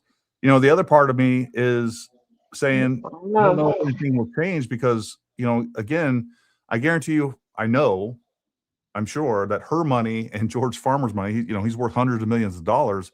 Those are legally separate and separated. So, I don't know, even if she's sued for $100 million, like how much that'll change Candace's actions. And I mean, maybe she'll realize she can't do it again. I don't know. It's not going to change her lifestyle very much. It's not going to impact her real world activities. And then the other problem is she's not wrong that when she says, I'll just have my viewers give me all this money. There's so many people that will donate tens of thousands of dollars. I know. So, I mean, that's what a cult is. That statement was insane when she said that. Yeah, she said, have me, let me buy myself out of this contract. I'll just have my viewers raise the money. And they will, and they'll happily just dump a bunch of money at her because, again, it is a cult. It's become a religion. It's really has become insane. MJM has become a YouTube member. Thank you very much. The school should have had more college police. They should have called in the local police. The dean is retiring at the end of the semester. Look, I think from a security standpoint, Tyler Robinson having access to that roof is 100% on the school. I am fairly certain, just from some information, sources have told me that the school is going to be held accountable for that. And look, here's the reality. You can just walk up those stairs, you can get onto that roof, and you can have access, and you can actually have visual access to that event. If we had somebody that were that was able to get up there, and they just wanted to see a better view of Charlie. And they decided to go to that roof's edge, and they fell off that roof. Who would be liable? Would TPUSA, Charlie Kirk, be liable because they wanted to? No, the school would be held liable, and they would get sued for not that's their physical property. That portion of their physical security is on them. So and look, do I think that when we look at that event where Charlie Kirk was at UVU is a carry campus. So you would say, somewhere around 5% of the population, something like that, is carrying a gun. So we can ascertain that somewhere around 150 people in that crowd had a firearm on them. There was a couple of people that you can see on video pulled them out stupidly. All right. Most people that are carrying concealed would not pull a gun out in that type of event. So again, there's a lot of people that had guns in that event. And when we look at that rope line where we see, a couple of security folks, and there's like 15 to 20 people that are attendees, the attendees there in between those security people, any one of those people could have pulled out a gun and got a shot off at Charlie before the security personnel could have gotten to him. When you're talking about 13 security, a team of 13 for security of that, when you have a event that has over 3,000 people, it is a deterrent. That's what it is. And I'm not saying they should have more or less. The other part of this is that Charlie didn't really want more security. They tried to get him to get up, ballistic barriers. Like he understood the risk, but what was important to him was giving access to people to him. That was his whole thing. That's why he could do everything that he talked about from a podcast studio. He could invite people on to have arguments from time to time in a podcast studio where there's no chance that he would be risking anything. But he went to campus after campus after campus, some of them UC Berkeley. Like he was all over the United States, and he went to the places where he was not going to be received well intentionally, and understanding that he was putting himself at risk of doing so. The only person that we should be holding accountable for this is the person that shot Charlie Kirk. That's where I stand on this. Like, I can tell you right now, as someone that was a former Green Beret, an operator that could sit there and plan out some way to assassinate somebody pretty easily and to take advantage of the security vulnerabilities, and there's thousands of them. I can tell you right now, like, that security wouldn't protect you from someone like me. And quite frankly, that's another problem that we have is like all of these kids all over the United States, my kids play games like Call of Duty. They might play Call of Duty. There's some of these other games that we're very careful what they have access to. But the point is like these kids are much more tactically minded than people realize. And if you really want to, end someone's life, it's not that hard. There's just too many vulnerabilities. Unless you have something like a Secret Service detail and you're spending millions and millions of dollars per venue, not to mention the millions of dollars they spent on training these people. You're just not going to mitigate the risk enough to decrease the vulnerabilities enough to stop someone from actually getting shot.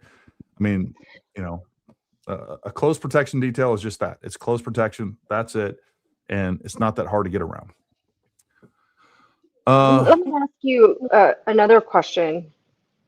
Is that good? You good to ask? Of course, So one of the newest things that has come out, which Based Boy Mom has brought up, is that it seems that Tyler Robinson's defense team is not only not wanting cameras in the courtroom, but they don't want to say why.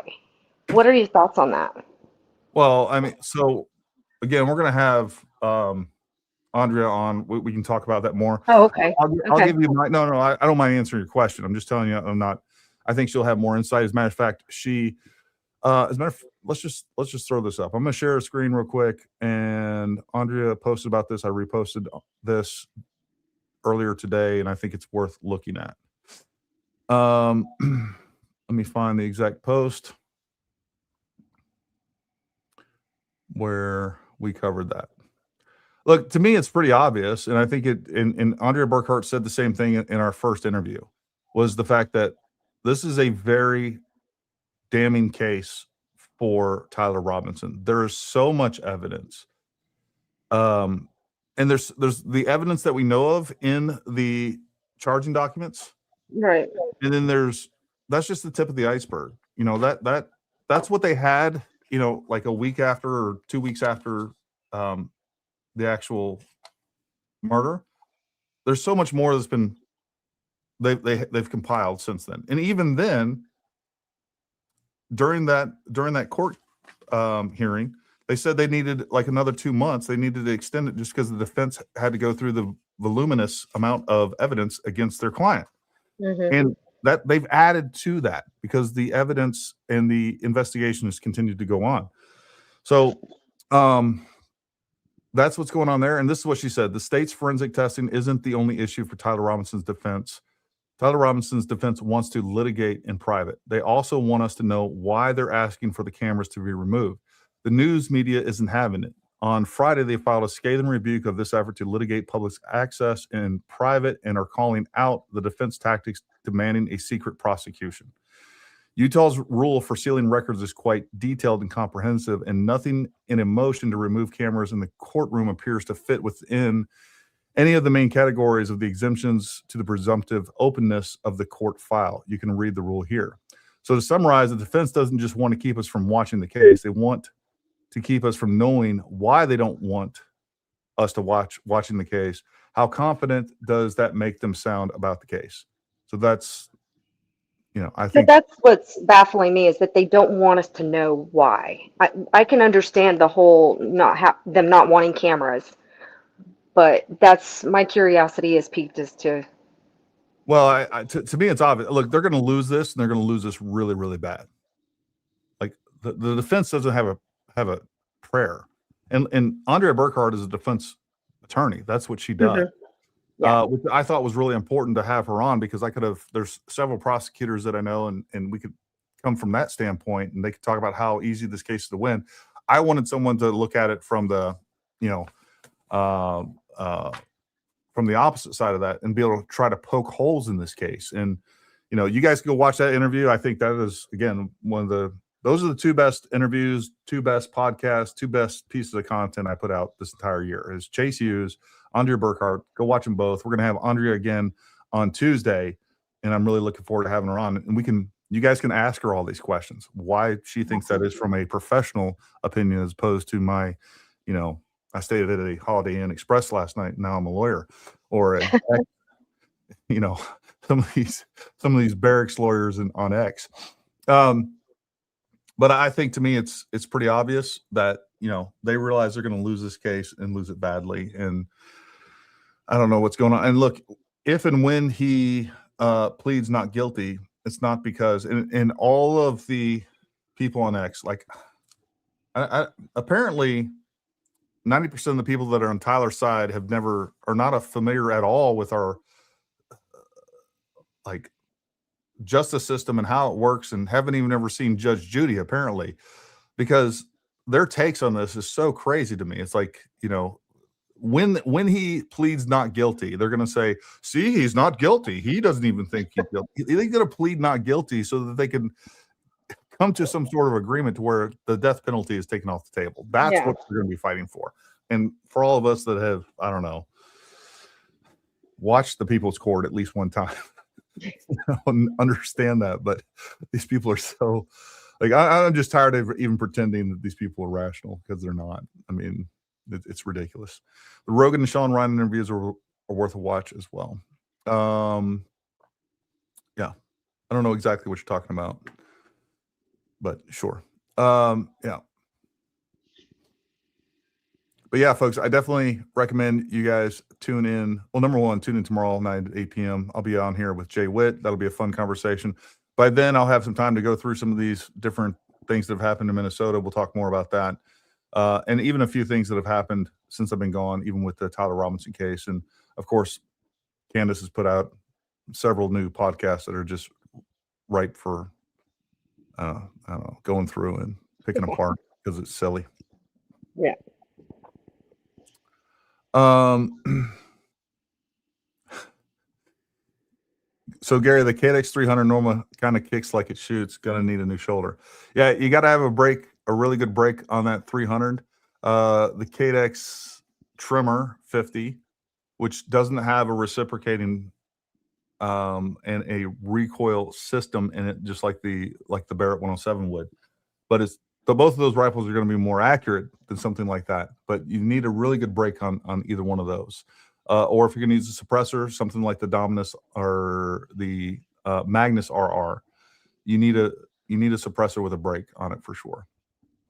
Which, by the way, Strategic Sciences suppressors, especially on the bigger caliber ones, apparently reduce recoil by like 74%. So we'll be getting and they make those suppressors all the way up to 50 cal. We'll go through some of that here in just a little bit.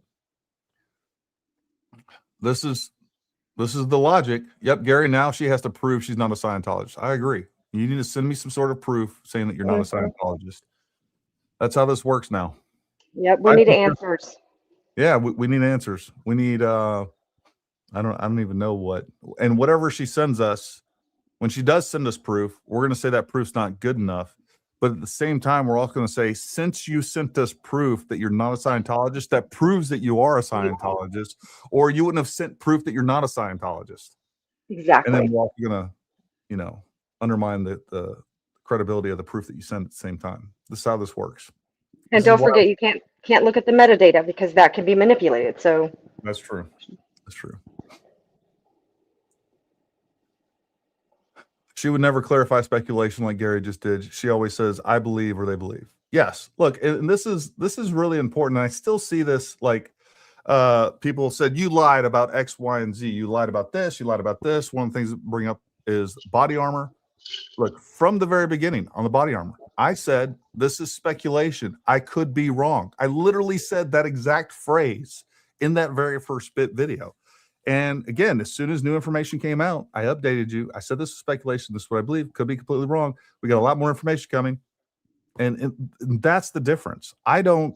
We are all going to editorialize. We're all going to give our opinion based on what we have and the little bit of information. Like every aspect of this, we've had little points of information where there's big gaps in between. And that big gap needs to be filled with more evidence, more information. But until that happens, we all fill in those gaps with our own opinions. The difference between me and anyone that's objectively honest in this is like, hey, I think this is what happened, but this is speculation.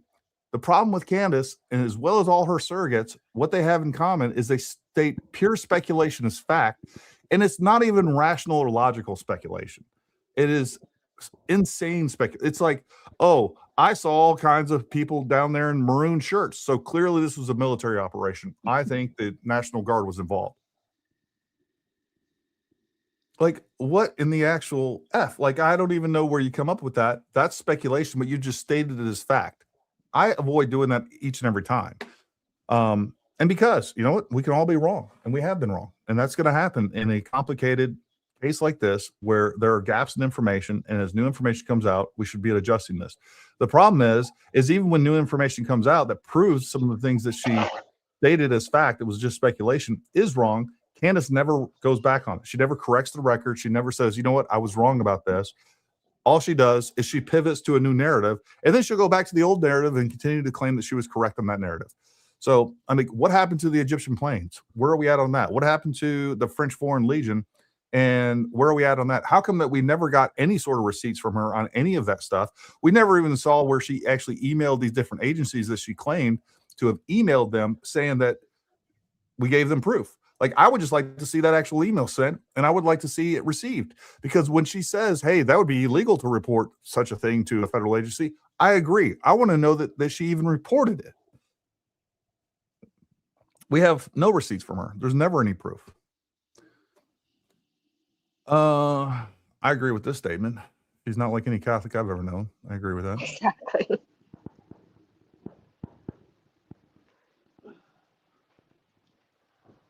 Khan says, Lace, she could be setting herself up with getting out of her prenup and out of the Macron settlements by way of not being a sound mind with a shit ton of evidence.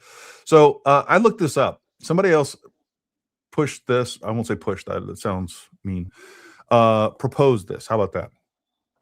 Somebody said, hey, you know what? I think she's trying to get out of the civil liability by ultimately claiming that she's crazy, right? That she's insane. That doesn't work with civil liabilities. That doesn't work in civil cases. That's criminal cases only. So she can be as insane as she wants. She can be declared insane by a psychologist, as far as I found. You guys Googled the stuff. I did. Spent like a couple hours looking this up. And again, this is a question that we can ask Andrea, but I don't think that's it at all. I think she's genuinely crazy and that she doesn't think she's crazy. That's, by the way, is my opinion. That's speculation. That is not my professional assessment because I have no degree in psychology or anything else. I think she's just an egoist, my personal self. Look, probably, I don't know, we might even do it Monday. I need to look at my schedule. Again, we need to have Jeanette Garibian back on. She is a clinical therapist, and she sent me a bunch of things where she, basically says that there's, narcissism, delusion, cluster B personalities. I think there's a lot going on with her. I think she I think there's clinical issues present there, and I think are obvious. And I've talked to several different psychologists and psychiatrists that have contacted me on X and other places, and they all feel the same way. I mean, I haven't seen anyone in that professional field that has said differently. I think there are clinical things going on. That doesn't justify it. Doesn't justify it, but I agree with you 100%. Yeah. Thanks, JP. It's easier to turn a person halfway than all the way, especially when they don't know they're being played. Nothing Candace does is biblical, from tormenting widows to anti-Semitism to surrounding Scientologists. Zero Jesus, zero Christian. I think that's a pretty fair assessment there.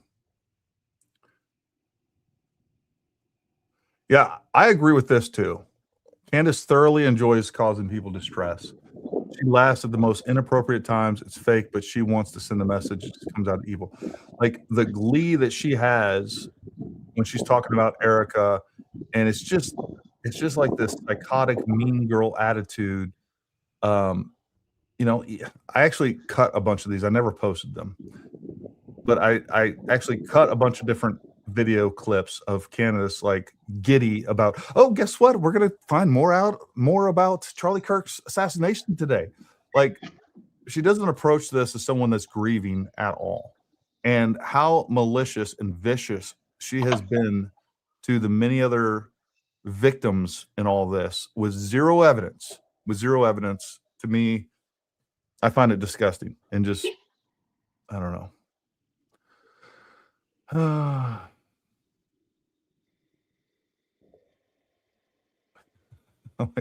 I like that. She throws out the topic and never lands the plane.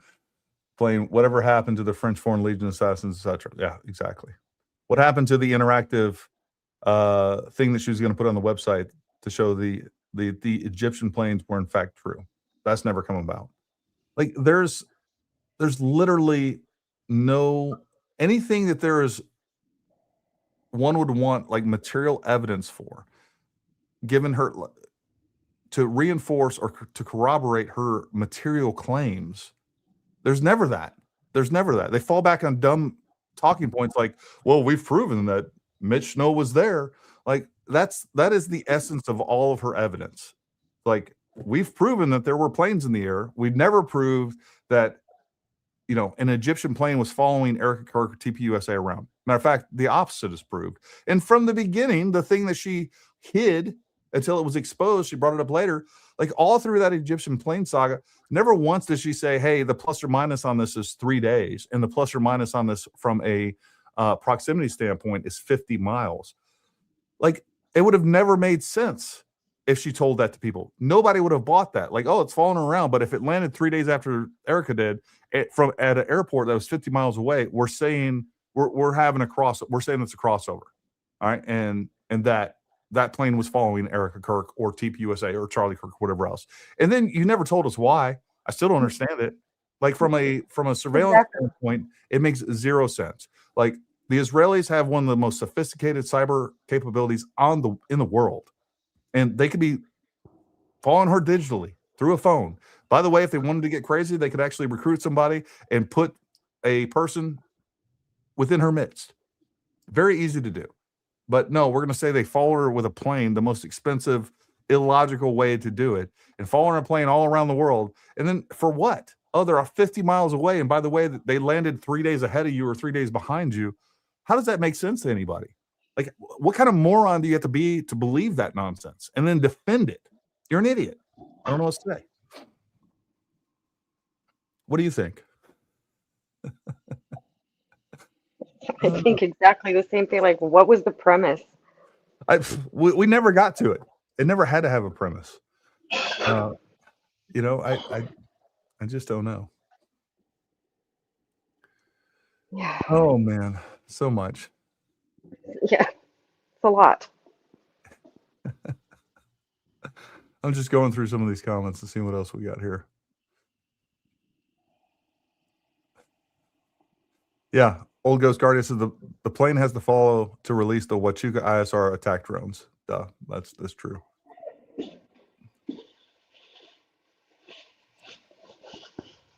Robinson playing cool because he believes the sponsor will free him, but if she doesn't act fast enough, she will be discovered as an accessory. I don't know if you're joking, JP Six Gunner. I usually like your takes.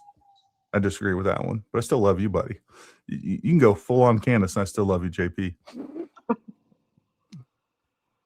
Jordan Peterson nailed it when he said she fits the dark triad diagnosis: narcissism, Machiavellian, psychopathy.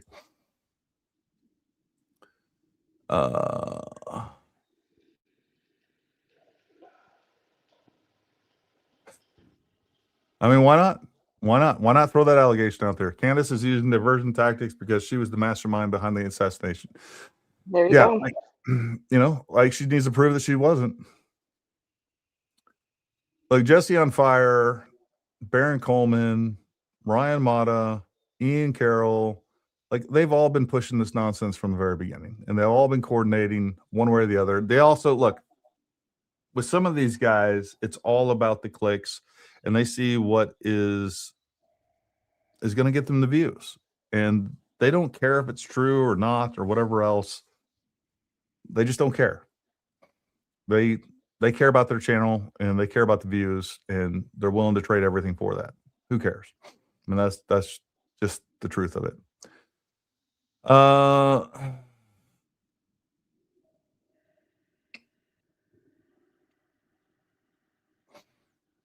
Yeah, You know, I've seen some glimpses of this. I don't really know.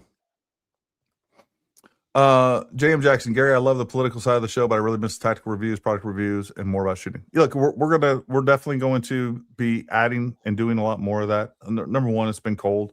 Number two, this has kind of taken up a lot of my time and definitely went more in depth and took up more time than I expected for lots of different reasons.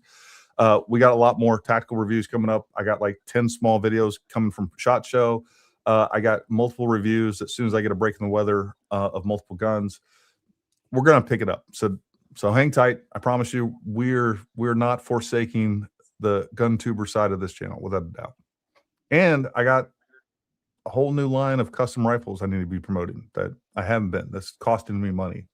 Trust me. so are you going to still also do the political side? Oh, absolutely. Okay. We'll still do current events. That'll probably go to 2 to 3 times per week. Look, here's where I want to get back to, where I have time to be doing at least one gun video per week. And then, you know, we'll be doing some live and other content 2 to 3 times a week when it comes to current events and politics. And I think that's important. So we'll be doing more for sure. But this has been, I don't know, all encompassing. It's just taking up all my time, and it's good. It's bad. There's pros and cons to all that stuff, right?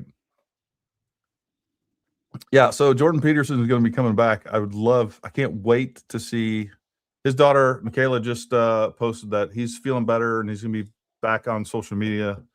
Hopefully soon, hopefully sooner than later. So I'm interested to see what he comes back and has to say about Candace Owens. Speaking of let's see. That looks like Jeanette to me. Unmasked, 1984. Just saying hi and thank you. Yeah, Jeanette Garibian. Again, we're going to have her on this week. I want her to do a full breakdown of her take on the psychology of what's happening behind Candace. She's a professional. We had her on. We didn't really get to cover that too much. We had her on with Natalie Denise and Nathan Livingstone, Milk Bar TV. But we need to have her on, and we're going to have her on very soon. Just her kind of go through all that. And I think that is something that people are interested in and would like a professional's opinion on all of that, including me.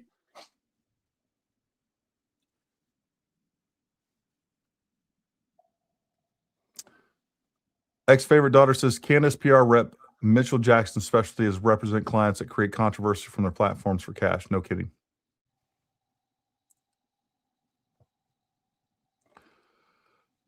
Penelope Husker, I stupidly sent you a Rumble rant, money wasted, but please ask Andrea why the prosecution is on the same side of the defense on no cameras in the courtroom.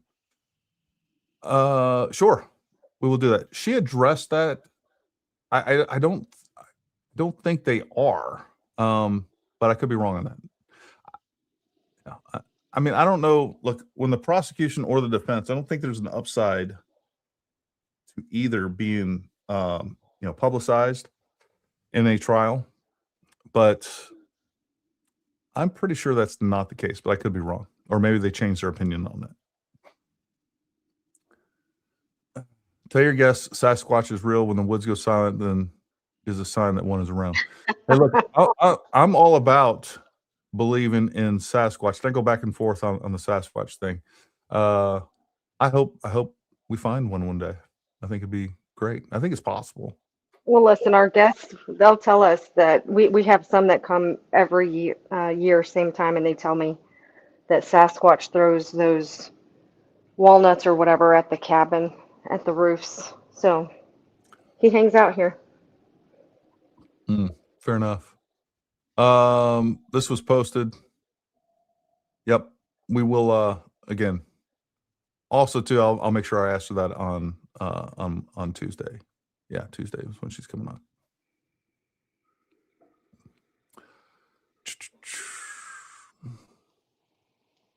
Go way down here to the bottom.